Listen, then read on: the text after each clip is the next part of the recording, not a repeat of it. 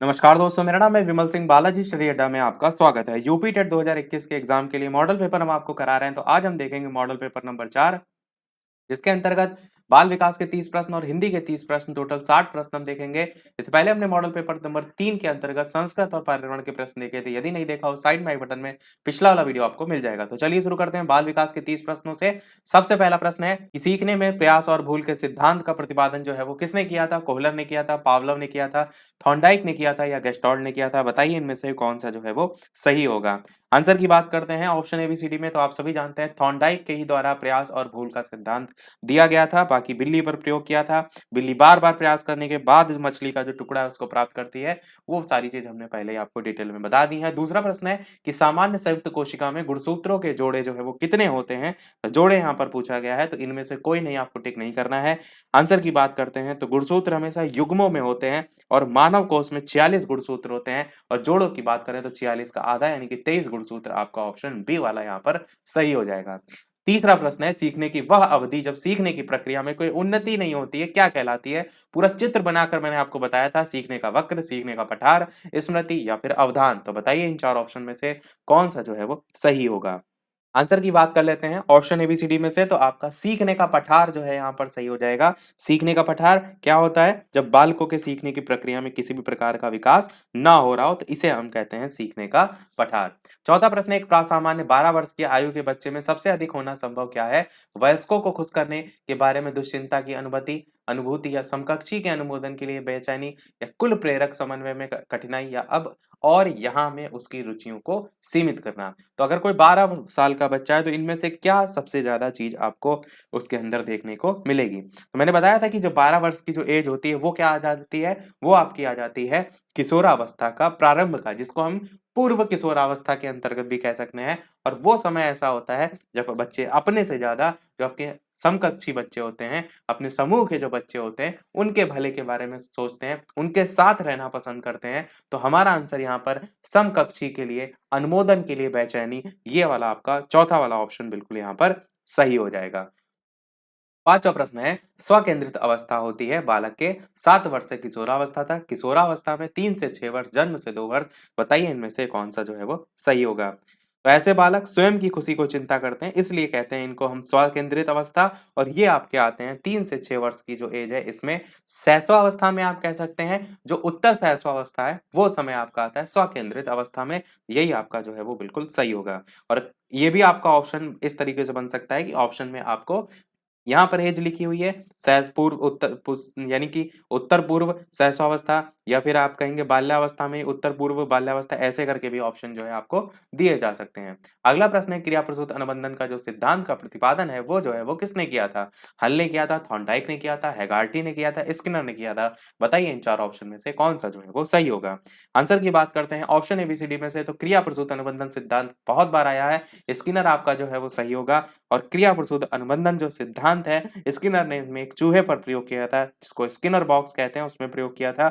और ये जो सिद्धांत है इसके आधार पर पाठ्यक्रम को सरल बनाने के लिए उसे छोटे छोटे खंडों में बांट देना चाहिए, जिससे क्या हो, अधिगम शीघ्र हो, जैसे क्या हो, अधिगम प्रभावकारी हो। अच्छा, क्रिया प्रसूत अनुबंधन में एक और जो शब्द है उसको बहुत महत्व दिया गया था और वो आपका था पुनर्बलन। ये आपको जरूर पता होना चाहिए, पर पुनर्बलन देखकर ये मत सोच लीजिएगा कि क्रिया प्रसूत अनुबंधन सिद्धांत से संबंधित जो स्किनर है उन्होंने पुनर्बलन का सिद्धांत दिया। पुनर्बलन का जो सिद्धांत है वो सीएच हल के द्वारा दिया गया था, परंतु जो स्किनर है इन्होंने अपने सिद्धांत में पुनर्बलन को विशेष महत्व दिया है। तो पुनर्बलन इस संदर्भ में आपको याद रखना है। पुनर्बलन में दंड, पुरस्कार, परिणाम, ज्ञान, ये सारे रूप जो है आपको देखने को मिल सकते हैं। सातवां प्रश्न, कोहलर इनमें से किससे जो है वो संबंधित है? अभिप्रेरणा, विकास, व्यक्तित्व या अधिगम? बताइए इन चारों ऑप्शन में से कौन सा जो है वो सही होगा। आंसर की बात करते हैं ऑप्शन एबीसीडी में से, तो प्रसिद्ध मनोवैज्ञानिक कोहलर ने कौन सा सिद्धांत दिया था? अंतर्दृष्टि या सूझ का सिद्धांत को प्रतिपादित किया था और सीखने के अधिगम के से संबंधित है। तो अधिगम का सिद्धांत आपका ऑप्शन सही हो जाएगा, आपका ऑप्शन डी वाला। कोहलर ने सुल्तान नामक चिंपैंजी पर अपना प्रयोग किया था और इनके अनुसार बच्चों से अगर जोड़ के आप बताएंगे तो जब बच्चों को कुछ पढ़ाया जाए, कुछ सीखने के लिए कहा जाए, तो उसे समग्र रूप से बच्चों के समक्ष प्रस्तुत करना चाहिए। बालकों के बौद्धिक विकास के लिए अंतर्दृष्टि या सूझबूझ बहुत सहायता जो है वो करती है। 8वां प्रश्न है संप्रत्यय निर्माण का पहला सोपान जो है वो क्या है? विभेदीकरण, पृथक्करण, प्रत्यक्षीकरण या फिर सामान्यीकरण। बताइए इनमें से कौन सा सही होगा? तो इनका सीरियल आपको जरूर पता होना चाहिए, यहाँ से प्रश्न आपसे पूछ भी लिए जाते हैं। तो बताइए ऑप्शन एबीसीडी में से कौन सा सही होगा?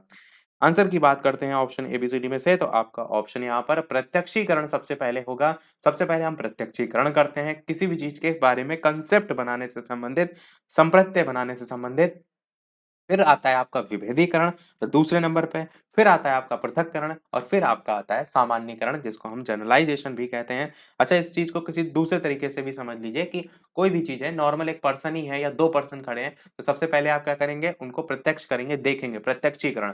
फिर विभेद करेंगे कि अरे ये वो है, अरे वो ये है, तो वो फिर हम दूसरे नंबर पे क्या देख रहे हैं, विभेदीकरण। फिर तीसरे नंबर पे क्या आ रहा है, पृथक्करण। फिर दोनों को अलग अलग डिवाइड करेंगे कि हाँ ये जो है इसका नाम राम है, इसका नाम श्याम है, इस टाइप से। और सामान्यीकरण जनरलाइजेशन के जो थ्रू है, जो कंसेप्ट है, जो संप्रत्यय है, उसका निर्माण जो है हमारे प्रत्यक्षीकरण के आधार पर हो जाएगा। तो सी वाला यहाँ पर पहला सोपान पूछा गया था, तो यही आपका सही हो जाएगा। नवा प्रश्न देखते हैं कि ब्लूम का जो संप्राप्ति, संज्ञानात्मक संप्राप्ति का जो न्यूनतम स्तर है, ये पूछा गया है, इसमें कौन सा होगा? ये जो संज्ञानात्मक स्तर है किसने दिया है? ब्लूम ने दिया है। ब्लूम ने जो है अपना जो स्तर था, शैक्षिक उद्देश्य का जो वर्गीकरण था, वो आपका 3 आधार पर जो है वो किया था।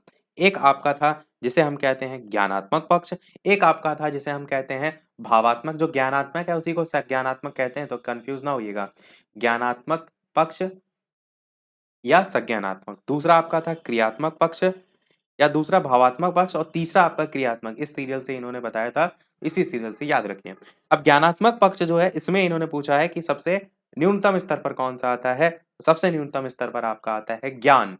ए वाला आपका सही हो जाएगा ऑप्शन। ज्ञान के बाद आपका आता है बोध, बोध के बाद आपका आता है प्रयोग। यहाँ पर अनुप्रयोग जो लिखा है इसी का ही नाम है प्रयोग भी। फिर आपका आता है विश्लेषण। फिर आपका आता है 4 के बाद 5वें नंबर पर संश्लेषण। और छठे नंबर पर आपका आता है मूल्यांकन। तो नॉलेज यानी कि ज्ञान, बोध अवबोध भी इसी को कहते हैं, अंडरस्टैंडिंग कह सकते हैं इसको, कॉम्प्रिहेंशन कह सकते हैं। प्रयोग या अनुप्रयोग एप्लीकेशन, विश्लेषण मतलब एनालिसिस, संश्लेषण मतलब सिंथेसिस, और लास्ट में मूल्यांकन मतलब इवैल्यूएशन। तो न्यूनतम स्तर ज्ञान, उच्चतम स्तर मूल्यांकन। ध्यान रखिएगा, यहाँ से क्वेश्चन आ सकता है। फिर ज्ञानात्मक पक्ष के अलावा भावात्मक पक्ष मैंने बताया। भावात्मक पक्ष में सबसे पहले ग्रहण करना, रिसीविंग। फिर अनुक्रिया आता है दूसरे नंबर पर, रिस्पॉन्स। फिर तीसरे नंबर पर अनुमूल्यन, वैल्यूइंग। चौथे नंबर पर प्रत्ययीकरण, विचारना, जिसे हम कंसेप्ट के अंतर्गत कह सकते हैं, कंसेप्टुअलाइजेशन। और चौथे के बाद आपका 5वें नंबर पर आता है संगठन या व्यवस्था, जिसे हम ऑर्गेनाइजेशन कहते हैं। और लास्ट छठा इसमें आता है मूल्य समूह का विशेषीकरण, कैरेक्टराइजेशन ऑफ वैल्यू सिस्टम। और थर्ड वाला जो है क्रियात्मक पक्ष, इसमें आपका प्रत्यक्षीकरण आता है, किसी चीज को सबसे पहले देखना। फिर या आप इसको ऐसे याद रखिए, सबसे सरल उद्दीपन से। सबसे पहला आपका इसमें उद्दीपन आता है। उद्दीपन क्या होता है? जो आपका लक्ष्य, जैसे आपको साइकिल सीखनी, तो उद्दीपन आपका क्या है? लक्ष्य है, जो पहले नंबर पे आएगा इसी थर्ड वाले में, यानी कि क्रियात्मक पक्ष में। फिर दूसरे नंबर पर आता है उसके संबंध में आप क्या कार्य करेंगे। कोई लक्ष्य है जैसे साइकिल सीखना है, तो उसके बारे में आप फिर साइकिल सीखना स्टार्ट कर देंगे, तो कार्य करना दूसरे नंबर पे आता है। तीसरे नंबर पर क्या है? फिर उसमें नियंत्रण आता है। जब आप कोई चीज सीखते हैं, धीरे धीरे उसमें बैलेंस करना सीख रहे हैं, साइकिल चलाने में क्या कर रहे हैं, बैलेंस सीख रहे हैं, तो तीसरे नंबर पर नियंत्रण आता है। चौथा आपका आता है समायोजन। जब धीरे धीरे चीजें आप सीख जाते हैं, तो आप समायोजन करना बैठ जाते हैं। समायोजन मतलब कि कैसे आपको कहाँ पर क्या मुड़ाना है, कितना जो है आपको धीरे-धीरे चलाना है, मतलब समायोजन आ जाता है। फिर 5वें नंबर पे जब आप पूरी तरीके से सीख जाते हैं, तो आपका आता है स्वाभाविकरण। वो चीज़ आपके स्वभाव में आ जाती है। जब आप कोई कार है सीख लेते हैं, फिर आपका नहीं ध्यान जाता है कि आप कितना ब्रेक ले रहे हैं, कितना जो है एक्सीलेटर ले रहे हैं, वो धीरे-धीरे आपके स्वभाव में आ जाता है। ये सेम चीज़ साइकिल में भी, फिर आपको नहीं देखना है कि कितना मुड़ाना है, फिर वो चीज़ स्वभाव में आ जाता है। और छठे नंबर पे वो फिर चीज़ आदत पड़ जाती है, तो आदत पड़ना इसमें सबसे लास्ट में आता है। 10वां प्रश्न, यहाँ पर आंसर आपका ज्ञान हो जाएगा, बाकी मैंने तीनों आधार बता दिए। 10वां प्रश्न, शिक्षण देने से पहले पाठ पढ़ने को क्या कहा जाता है? मापन, शैक्षणिक अभ्यास, तैयारी या पाठ योजना। आंसर की बात करते हैं इन चार ऑप्शन में से, तो आपका सी वाला ऑप्शन तैयारी जो है यहाँ पर सही होगा। शिक्षण देने से पहले पाठ पढ़ने को पूछा गया है। देखिए, कोई टीचर क्या करता है, पढ़ाने से पहले पाठ योजना तैयार करता है, पर यहाँ पर पाठ पढ़ने को कहा गया है। पाठ योजना तैयार करना है कि जो भी आपने शिक्षण प्रक्रिया करनी है उसको क्रियान्वयन करने के लिए क्या करेंगे, तो पहले अध्यापक को पाठ योजना का निर्माण करना होता है, पर उसे एक बार क्रियान्वयन करके देख भी लेना चाहिए कि तैयारी पूरी है या नहीं। तो पाठ पढ़ने को हम तैयारी के अंतर्गत रखेंगे। 11 प्रश्न इनमें से कौन से इससे भिन्न है? अधिगम के लिए अधिगम का सिद्धांत, समान अवयवों का सिद्धांत, ड्राइव रिडक्शन सिद्धांत या सामान्यीकरण का सिद्धांत। तो बाकी सभी आपको बताने हैं, चारों में से कौन से बाकी में से अलग है। आंसर की बात करते हैं तो आपका सी वाला जो है वो सही होगा, ड्राइव रिडक्शन सिद्धांत, जो कि आपका एक अभिप्रेरणात्मक सिद्धांत है। ये आपका अभिप्रेरणा से संबंधित है, इसीलिए ये आपका अलग है। और अगर बात करें किसने दिया था, तो अभिप्रेरणा का सिद्धांत, ड्राइव रिडक्शन सिद्धांत तो मनोवैज्ञानिक क्लार्क हल के द्वारा जो है वो दिया गया था। किसके द्वारा दिया गया था? क्लार्क हल के द्वारा दिया गया था। रिडक्शन मतलब क्या होता है, ड्राइव मतलब क्या होता है? ड्राइव मतलब होता है चालक, रिडक्शन मतलब कमी। और कब दिया गया था ये क्लार्क हल के द्वारा? तो 1943 में, 1943 में जो है वो दिया गया था। तो यही आपका भिन्न है। अगला देखते हैं आपका 12 नंबर, बिग और हंट के अनुसार किसकी विशेषताओं को सर्वोत्तम रूप से व्यक्त करने वाला एक शब्द है? परिवर्तन। परिवर्तन शारीरिक, सामाजिक और मनोवैज्ञानिक होता है। तो शैशवावस्था की विशेषताओं के संदर्भ में है, प्रौढ़ावस्था, किशोरा या बाल्या। बिग और हंट के अनुसार जो है इन चारों ऑप्शन में से आपका ऑप्शन किशोरा अवस्था जो है वो सही हो जाएगा, यानी कि आपका ऑप्शन नंबर सी वाला। अगला है आपका प्रश्न 13, शैशवावस्था के लिए उत्तम शिक्षण विधि जो है वो कौन सी है? ये क्वेश्चन इससे पहले भी आ चुका है, मैंने आपको बताया भी था। खेल विधि, किंडरगार्टन, मोंटेसरी या सभी। तो शैशवावस्था के लिए सभी विधि आपकी आवश्यक है। डी वाला आपका ऑप्शन यहाँ पर बिल्कुल सही हो जाएगा।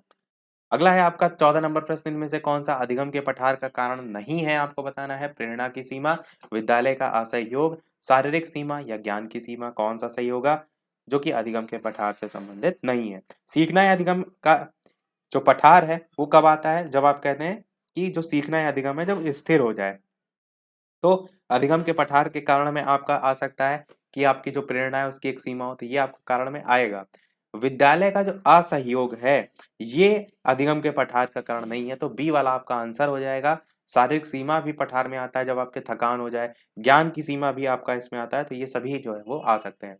अगला प्रश्न है, निम्न में से कौन सा अधिगम का पठार का कारण? ये हमने ऊपर देख लिया। अगला देखते हैं 15, अधिगम अनुभव और प्रशिक्षण के परिणाम स्वरूप व्यवहार में परिवर्तनीय कथन जो है वो किसके द्वारा दिया गया? अब आपको कभी अनुभव प्राप्त करना हो, कभी आपको अधिगम करना हो, कभी आपको ट्रेनिंग लेना हो, तो आपको कहाँ जाना पड़ेगा? किसी ना किसी आपको जो विद्यालय है उसके गेट पर जो है वो जाना पड़ेगा। और जब गेट पर आप जाएंगे, क्या लेने जाएंगे? अनुभव लेने जाएंगे, प्रशिक्षण लेने जाएंगे, अधिगम लेने जाएंगे। तो गेट से आप क्या याद रख सकते हैं कि ये जो है गेट्स और अन्य की जो है वो डेफिनेशन है, यही आपका सही हो जाएगा। अगला है आपका 16 नंबर प्रश्न, निम्न में से कौन सा शारीरिक विकास का एक प्रमुख नियम है? मानसिक विकास से भिन्नता का नियम, अनियमित विकास का नियम, द्रुतगामी विकास का नियम या कल्पना और संवेगात्मक विकास का नियम। तो कौन सा आपका शारीरिक विकास का एक नियम है, ये आपसे पूछा गया है। आंसर की बात करते हैं तो शारीरिक विकास एक सतत विकास होता है, कभी मंद होता है, कभी तीव्र होता है। और द्रुतगामी जो विकास है, ये शारीरिक विकास के नियम में आता है। सी वाला आपका ऑप्शन यहाँ पर सही हो जाएगा। अगला है आपका प्रश्न 17, अंतर्मुखी व्यक्तित्व, बहिर्मुखी व्यक्तित्व का वर्गीकरण किसने किया? फ्राइड ने किया, युंग ने किया, मन ने किया, ऑलपोर्ट ने किया। बताइए इनमें से कौन सा जो है वो सही होगा? तो अंतर्मुखी व्यक्तित्व, बहिर्मुखी व्यक्तित्व युंग के द्वारा, इन्हीं का ही नाम आपको कार्ल जुंग करके भी देखने को मिलता है। इन्होंने ही पर्सनालिटी को या फिर व्यक्तित्व को दो भागों में, और वैसे तो 3 भाग है, पर प्रश्न के अनुसार 2 भागों में बाँटा है, अंतर्मुखी व्यक्तित्व और बहिर्मुखी। पर और एक तीसरा जो वर्गीकरण है वो किसका है? वो उभयमुखी का है, जिसमें ये दोनों ही आ जाते हैं। अंतर्मुखी आप जानते हैं क्या होते हैं? जो ज़्यादा बोलते नहीं, ज़्यादा मतलब नहीं रखते हैं, दोस्ती ज़्यादा नहीं होती है। बहिर्मुखी बहुत बोलने वाले, बहुत अपने विचारों को रखने वाले, खुला मन वाले, खुले वाले, इस टाइप से। और उभयमुखी जिसमें दोनों जो है वो गुण देखने को मिले। तो आपका आंसर यहाँ पर युंग जो है वो सही होगा। 18 प्रश्न है, व्यवहार का संवेगात्मक पहलू इनमें से किससे संबंधित होता है? सीखने के भावात्मक पक्ष से, सीखने के संज्ञानात्मक पक्ष से, सीखने के क्रियात्मक पक्ष से या फिर मनोवैज्ञानिक पक्ष से। आंसर की बात करते हैं तो संवेगात्मक जो पहलू होता है वो मनोवैज्ञानिक पक्ष से संबंधित होता है, यही आपका सही होगा। संवेग मन में उत्पन्न विकार होते हैं जिनका मन, मस्तिष्क, शरीर पर प्रभाव आपको देखने को भी मिलता है। इनसे अधिगम प्रक्रिया भी प्रभावित होती है, ये भी आपको पता होगा। अगला प्रश्न, मानसिक आयु का प्रत्यय जो है वो किसने दिया? इसके अलावा वीडियो पसंद आ रहा हो, चीजें समझ आ रही हो, लाइक और शेयर जरूर करते रहिएगा। आपके एक लाइक से मुझे भी मोटिवेशन मिलता रहे, इसी प्रकार अच्छे-अच्छे प्रश्न हम प्रैक्टिस करते रहें। तो मानसिक आयु का जो प्रत्यय है बताइए, विनय साइमन ने दिया, टर्मन ने दिया या फिर सिरिल बर्ट ने दिया या फिर स्टर्न ने जो है वो दिया। आंसर की बात करते हैं इन चारों ऑप्शन में से, तो आपका ऑप्शन ए वाला विनय साइमन जो है यहाँ पर जो है वो सही होगा। मानसिक आयु का संप्रत्यय का प्रतिपादन विनय और साइमन जो है इनके सहयोगी थे, तो विनय और साइमन ने जो है वो दिया। और आपको पता ये भी होना चाहिए कि जो बुद्धि लब्धि का जो सूत्र है उसमें क्वेश्चन पूछा जा चुका है, वो होता क्या है, मानसिक आयु बटे वास्तविक आयु गुणे 100। चलिए अगला देखते हैं आपका 20 प्रश्न। पूर्व संक्रियात्मक जो काल है उसमें आने वाली संज्ञानात्मक जो योग्यता है वो आपसे पूछी गई है, इनमें से कौन सी जो है वो होगी। अमूर्त जो चिंतन है उसकी योग्यता, या फिर अभिकल्पनात्मक निष्कर्ष चिंतन, या फिर लक्ष्य उदृष्टि व्यवहार की योग्यता, या फिर दूसरे के दृष्टिकोण को समझने की योग्यता। तो बताइए इनमें से कौन सा जो है वो सही होगा। आंसर की बात करते हैं तो पूर्व संक्रियात्मक काल में आने वाली संज्ञानात्मक योग्यता होती है इनमें से आपकी लक्ष्य उदृष्टि व्यवहार की योग्यता। संवेदी गामक, पूर्व संक्रियात्मक और अप मूर्त और अमूर्त ये सारी चीजें हमने पूरा डिटेल में देखी हैं ऑलरेडी, तो आपका सी वाला ऑप्शन सही होगा। अगला प्रश्न है, विकास के परिणाम स्वरूप नवीन विशेषताएं और नवीन योग्यताएं प्रकट होती हैं, कथन किसने जो है वो दिया है। गैसेल ने दिया है, हरलॉक ने दिया है, मेरेडिथ ने दिया है, डगलस और हॉलैंड ने जो है वो दिया है। तो बताइए इनमें से कौन सा जो है वो सही होगा। आंसर की बात करते हैं तो ये कथन जो है वो गैसेल के द्वारा दिया गया है, ए वाला आपका ऑप्शन सही होगा। अच्छा, एक डेफिनेशन नवीन नवीन यहाँ पर 2 बार आ रहा है, उससे संबंधित है, वो डेफिनेशन है आपकी अधिगम से संबंधित। वो है आपकी नवीन ज्ञान और नवीन प्रतिक्रियाएं जो हैं उससे प्राप्त हो करने की जो प्रक्रिया है, वो सीखने की प्रक्रिया है, वो वुडवर्थ की डेफिनेशन है। यहाँ पर नवीन विशेषताएं और नवीन योग्यताएं हैं, वहां पर नवीन ज्ञान और नवीन प्रतिक्रियाएं हैं। तो दोनों डेफिनेशन को ध्यान रखिएगा, आपस में कंफ्यूजन ना हो। वो वुडवर्थ के द्वारा दी गई है, ये गैसल के द्वारा दी गई है। 22 प्रश्न है, मूल प्रवृत्तियों को 14 प्रकार से किसने वर्गीकृत किया है। ड्रेवल, मैकडूगल, थॉर्नडाइक या वुडवर्थ। बताइए इनमें से कौन सा सही होगा। आंसर की बात करते हैं ऑप्शन एबीसीडी में से, तो आपका ऑप्शन थॉर्नडाइक, थॉर्नडाइक नहीं, मैकडूगल जो है बी वाला ऑप्शन सही होगा। मैकडूगल जो है इन्होंने, ये कहाँ के थे, अमेरिकी मनोवैज्ञानिक थे। 14 मूल प्रवृत्तियां जो है वो बताई हैं, और इसी में आपको संवेग भी देखने को मिलते हैं। उनमें से पूछ लिया जाता है कि इनमें से कौन सी मूल प्रवृत्तियां नहीं है, इस टाइप से, जैसे भय, प्रेम, ईर्ष्या, घृणा, कामुकता, इस टाइप से अलग अलग इन्होंने बताई है। वो आपको लिस्ट पूरी याद होनी चाहिए, क्वेश्चन वहां से आता है। 23 प्रश्न है, इनमें से कौन सा सीखने के मुख्य नियमों में शामिल जो है वो नहीं है। तत्परता का नियम मुख्य नियम में आता है, अभ्यास का नियम भी आता है, प्रभाव का नियम भी आता है, पर जो बहु अनुक्रिया का नियम है ये गौड़ नियम में जो है वो आता है। तो आपका सी वाला ऑप्शन हो जाएगा, जो कि आपका मुख्य नियम में शामिल नहीं है। अगला प्रश्न आपका है 24 की, मनोवैज्ञानिक के अनुसार निम्नलिखित में से किस विधि द्वारा मूल प्रवृत्तियों में परिवर्तन जो है वो लाया जा सकता है। विलयन, मार्गांतरीकरण, सहसंबंध या नवीनीकरण। बताइए किस विधि द्वारा मनोवैज्ञानिक के अनुसार मूल प्रवृत्तियों में परिवर्तन जो है वो लाया जा सकता है। आंसर की बात करते हैं इन चार ऑप्शन में से, तो आपका पुनर्निर्देशन, जिसको हम मार्गांतरीकरण भी कहते हैं, इसी के द्वारा जो है वो लाया जा सकता है। इसका अर्थ होता है मूल प्रवृत्ति की क्रियाशीलता को अच्छे कार्य दिशा की तरफ जो है वो मोड़ना। अगला देखते हैं प्रश्न नंबर 25, इनमें से किसका नाम सृजनन शास्त्र के पिता से जो है वो जुड़ा हुआ है। सुजनन कहीं भी लिखा रहता है, crow and crow, Galton, Ross, Woodworth. बताइए कौन सा इनमें से सही होगा। तो सुजनन शास्त्र या सृजन शास्त्र के जो पिता हैं उसके रूप में जाने जाते हैं फ्रांसिस गाल्टन। बी वाला आपका ऑप्शन सही होगा। इसका उद्देश्य है आनुवंशिकी और मानव आबादी का विकास जो है वो करना। 26 प्रश्न है, इनमें से किस कौशल में पूर्व ज्ञान का परीक्षण जो है वो आता है। उद्दीपन परिवर्तन कौशल में, या फिर प्रस्तावना कौशल में, या फिर समापन कौशल में, या प्रदर्शन कौशल। तो प्रदर्शन कौशल तो बिल्कुल नहीं होगा। बताइए इन तीनों में से कौन सा जो है वो सही होगा। आंसर की बात करते हैं तो पूर्व ज्ञान का जो परीक्षण है वो आपका आता है प्रस्तावना कौशल।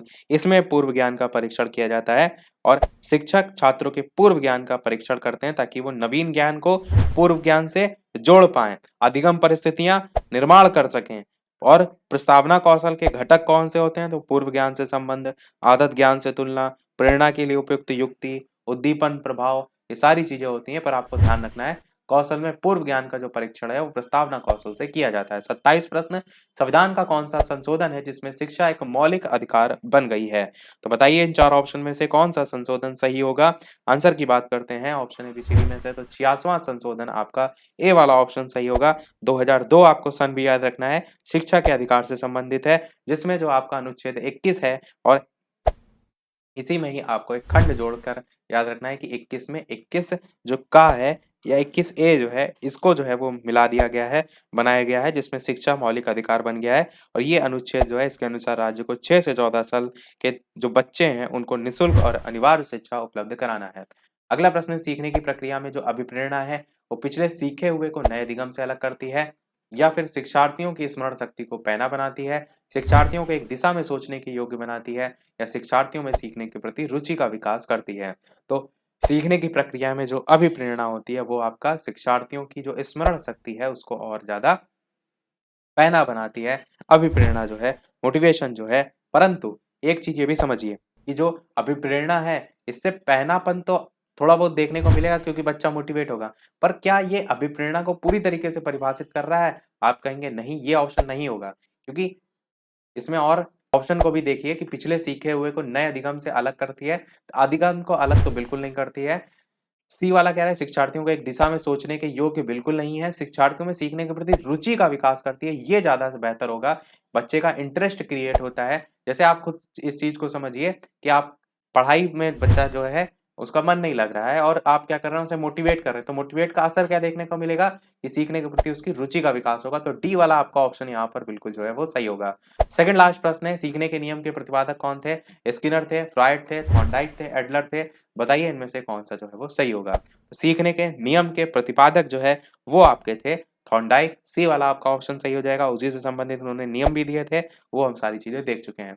अगला लास्ट प्रश्न है आपका प्रश्न नंबर 30 कि सृजनात्मकता जो है वो मौलिक परिणामों को अभिव्यक्त करने की मानसिक प्रक्रिया है, ये कथन जो है वो किसका है? कॉल और ब्रूस का है या फिर ड्रैव हल का है या डिहान का है या क्रो एंड क्रो का है? बताइए इनमें से कौन सा सही होगा। तो ऑप्शन एबीसीडी में से आंसर की बात करते हैं तो सृजनात्मकता मौलिक परिणामों को अभिव्यक्त करने की मानसिक प्रक्रिया है, ये कथन दिया गया था क्रो एंड क्रो के द्वारा, ये आपको जो है वो ध्यान रखना है, इंपॉर्टेंट कथन है। साइड में जो है ये लाइक वाला लगा था इसलिए हम एक बार क्वेश्चन ऊपर दिखा देते हैं, हो सकता है आपने कोई ना देखा हो। सीखने के नियम के प्रतिपादक थॉर्नडाइक थे, सीखने की प्रक्रिया में जो अभिप्रेरणा है वो आपका सीखने के प्रति रुचि का विकास करती है। संविधान का जो संशोधन है जिसमें शिक्षा एक मौलिक अधिकार बन गया है वो 86वां है। कौशल में पूर्व ज्ञान का परीक्षण आता है तो आप कहेंगे प्रस्तावना कौशल है। और सृजनन शास्त्र के पिता तो गॉल्टन है। और आपका मूल प्रवृत्तियों में परिवर्तन जो है वो मार्गांतरीकरण। वैसे लगभग सारी चीजें हम बोल के भी साथ में आपको बता रहे हैं। चलिए अब बढ़ते हैं हम हमारे हिंदी के प्रश्नों की तरफ। टोटल 30 प्रश्न, 31 प्रश्न से स्टार्ट कर रहे हैं। भाषा एक कैसा विषय है? सैद्धांतिक है, व्यवहारिक है, नीरस है या चुनौतीपूर्ण है? बताइए कौन सा सही होगा। आंसर की बात करते हैं ऑप्शन एबीसीडी में से, तो आपका ऑप्शन यहाँ पर बी वाला यानी कि व्यवहारिक जो है वो सही हो जाएगा। भाषा एक कैसा विषय है? तो व्यवहारिक विषय है, क्योंकि भाषा ही परिवेश बनाती है, भाषा के माध्यम से व्यवहारिकता उत्पन्न होती है। 32 प्रश्न है, कहानियां बच्चों के भाषा विकास में किस प्रकार सहायक हैं?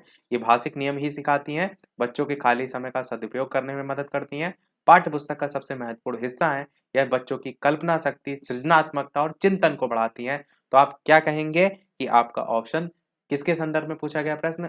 भाषा विकास के संदर्भ में। तो पहला, दूसरा, तीसरा सभी कट जाएंगे। सबसे अच्छा ऑप्शन डी वाला दे रखा है, यही आपका सही हो जाएगा। बच्चों की कल्पना शक्ति, सृजनात्मकता, चिंतन को बढ़ावा देती हैं।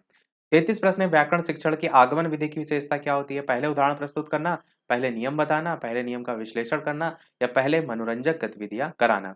बताइए कौन सा इनमें से सही होगा। तो आप कहेंगे आगमन विधि जो है कहती है पहले नियम जो है उसका विश्लेषण करना। ये चीज का ध्यान रखिएगा, यहाँ पर प्रश्न में व्याकरण शिक्षण की बात की गई है, इसलिए आपका पहले नियम का विश्लेषण करना आंसर है, क्योंकि व्याकरण शिक्षण की जब बात होती है तो इसमें विशेष तथ्यों, घटनाओं के निरीक्षण, विश्लेषण के द्वारा जो सामान्य नियम है, सिद्धांत है, उनका निर्माण किया जाता है, इसलिए आपका ये आंसर जो है वो सही है। और बाकी आगमन विधि में आप जानते हैं पहले विषय वस्तु से संबंधित उदाहरण दिए जाते हैं और उदाहरण के आधार पर नियम स्थापित किए जाते हैं, तो उस आधार पर ए वाला भी ऑप्शन यहाँ पर हो सकता था। पहले उदाहरण प्रस्तुत करना ही पर इसमें केवल लिखा गया है, उसके आगे ये नहीं लिखा गया कि उसके संबंध में फिर बाद में नियम बताना। तो यहाँ पर व्याकरण शिक्षण की बात की गई, इसलिए पहले नियम का विश्लेषण करने वाला ऑप्शन जो है यहाँ पर सही बताया गया है। अगला प्रश्न है, निम्नलिखित में से किसके अभाव में हम पढ़ नहीं सकते हैं? 12 खड़ी से परिचय, वर्णमाला की क्रमबद्धता का ज्ञान, संयुक्त अक्षरों की पहचान या लिपि से जो है वो परिचय। आंसर की बात करें तो 12 खड़ी से जो परिचय है, इसके अभाव में हम पढ़ नहीं सकते, क्योंकि 12 खड़ी सीखने की पहली इकाई, प्राथमिक इकाई के रूप में जाना जाता है। तो यही आपका ऑप्शन सही होगा। अगला, इनमें से कौन सा शब्द यौगिक है? चकमक, गणेश, मानवता, अपयश, बताइए कौन सा इनमें से सही होगा? तो आपका अपयश जो है ये शब्द यौगिक है। अपयश जो है दो शब्दों से मिलकर बना है, तो ये आपका यौगिक शब्द में आएगा। और अपयश में अप और यश जो है, ये दोनों अलग अलग जो है वो शब्द हैं। 36 प्रश्न है, सखी और भ्रमर का समानार्थी शब्द जो है वो क्या होगा? भौरा, दोस्त, मित्र या अली, बताइए कौन सा सही होगा? तो सखी और भ्रमर का समानार्थी आपका क्या हो जाएगा? तो आप कहेंगे ये जो है वो अली हो जाएगा। डी वाला आपका ऑप्शन सही हो जाएगा। अन्य समानार्थी जो शब्द हैं, सहेली आपका इसी का ही होता है। और आपका संगिनी होता है, सहचरी होता है, सजनी होता है, सहचारिणी होता है। ये सभी आपके होते हैं। यहाँ पर प्रश्न में थोड़ा-सा कुछ मिस्टेक भी है, क्योंकि कि सखी और भ्रमर दोनों का समानार्थी पूछ लिया गया। जो मैंने अभी आपको बताया, देखिए जो अली है वो विशेषकर आपका भ्रमर का पर्यायवाची में आता है, और जो मैंने अभी आपको बताया ये सब सखी के पर्यायवाची बताए हैं। और भ्रमर का पर्यायवाची भौरा भी होता है। इसमें दोनों एक ही में मिक्स कर दिए हैं। आपको ध्यान ये रखना है कि सखी के पर्यायवाची मैंने सब बता दिए, और जो भ्रमर है इसके पर्यायवाची कौन-कौन से होते हैं? तो भ्रमर के पर्यायवाची में आपका अली भी होता है, भ्रमर भी होता है, भृंग भी होता है, अलिंद भी होता है, मिलिंद भी होता है, मधुकर भी होता है, ये सभी। तो मैंने दोनों अलग-अलग बता दिए हैं, याद रखिएगा। 37 प्रश्न है, मातृभाषा शिक्षण का उद्देश्य इनमें से कौन सा नहीं है? भाषा तत्वों का ज्ञान, विषय वस्तु का ज्ञान, भौतिक तत्वों का वैज्ञानिक ज्ञान प्रदान करना, या फिर आपका पढ़कर समझने की योग्यता अर्जित करना। तो उद्देश्य इनमें से कौन सा नहीं है? तो विषय वस्तु का जो ज्ञान है, ये मातृभाषा जो है शिक्षण से संबंधित नहीं है। मातृभाषा शिक्षण का उद्देश्य होता है, वैसे मातृभाषा शिक्षण ना कह करके आप कहेंगे मातृभाषा अपने आप में एक व्यापक शब्द है। उसमें आपका जो विषय वस्तु का ज्ञान है, ये उद्देश्य में नहीं आता है, बाकी सभी आपके आएँगे। 38 प्रश्न है, उच्चारण की दृष्टि से व्यंजन जो ळ है इसका स्थान जो है वो क्या होगा? तालु, जीभ, दाँत या नासिका? बताइए आपका इनमें से कौन-सा सही होगा? ळ का उच्चारण स्थान क्या होगा? आंसर की बात करते हैं, ऑप्शन एबीसीडी में से उच्चारण की दृष्टि से जो ड़ा स्थान है वो आपका आता है नासिका से उच्चारण में।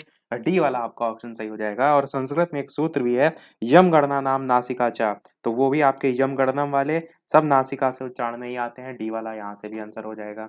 अगला देखते हैं 39 प्रश्न की, निम्नलिखित में से कौन सा रस जो है वो निष्पत्ति से संबंधित जो है वो नहीं है, आपसे पूछा गया है। विभाव, अनुभाव, संचारी या अभाव? बताइए इनमें से कौन सा जो है वो सही होगा?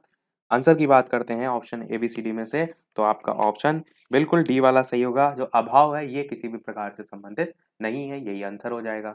40 प्रश्न है, इनमें से भिन्न अर्थ वाला शब्द आपको छांटना है। रश्मि, अंशु, मयूख या निकेत? बताइए कौन सा जो है वो सही होगा भिन्न अर्थ वाला शब्द? आंसर की बात करते हैं ऑप्शन एबीसीडी में से, तो आपका भिन्न अर्थ जो है वो निकेत शब्द है। निकेत का अर्थ क्या होता है? भवन होता है। बाकी रश्मि, अंशु वो सभी आपके, मयूख ये सभी जो है वो भिन्न अर्थ वाले हैं। केवल भवन वाले यानी समान अर्थ वाले हैं, बाकी भवन आपका सेम, चारों में से अलग अर्थ वाला है। 41 प्रश्न, तुरंग शब्द का अर्थ क्या होता है? बिजली, हाथी, घोड़ा, शेर? बताइए कौन सा सही होगा? तुरंग शब्द का समानार्थी शब्द क्या होते हैं? तो अश्व होता है, घोड़ा घोड़ा है, सैंधव है, बाजी है, घोटक है। तो आपका घोड़ा यहाँ पर दे रखा है, सी वाला आपका ऑप्शन सही हो जाएगा। आसान-आसान से प्रश्न है, इसीलिए हम बहुत स्पीड में चल रहे हैं ताकि आपका भी समय जो है वो बचे। अगला शब्द है कौन-सा? बहुब्रीहि समास का सही उदाहरण है, बताइए। निस्दिन, त्रिभुवन या फिर महापुरुष या फिर पंचानन? आंसर की बात करते हैं ऑप्शन एबीसीडी में से, तो बहुब्रीहि समास का सही उदाहरण जो है आपका है पंचानन। तो पंचानन में आपका जो है बहुब्रीहि समास है, जिसके समस्त पदों में आप ऐसे सीधे सीधे से याद रखिए, बहुब्रीहि समास में कोई अन्य पद प्रधान होता है। और इसका जब आप विग्रह करेंगे, समास विग्रह करेंगे, तो 5 है आनंद, जिसके अर्थात अर्थात हनुमान आपका जो है होगा। अगला है 43 प्रश्न, उर्वशी महाकाव्य किस हिंदी कवि की रचना है? सुमित्रानंदन पंत, निराला, महादेवी वर्मा या फिर रामधारी सिंह दिनकर?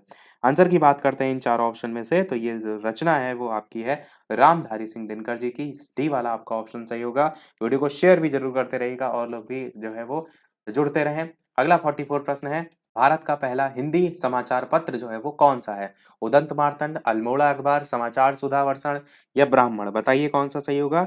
आंसर की बात करते हैं इन चार ऑप्शन में से, तो आपका ऑप्शन उदंत मार्तंड जो है वो सही होगा। उदंत मार्तंड जो है ये समाचार पत्र हिंदी में प्रकाशित होने वाला भारत का सर्वप्रथम समाचार पत्र था। शुरुआत इसकी 1826 में हुई थी, 30 मई 1826 में।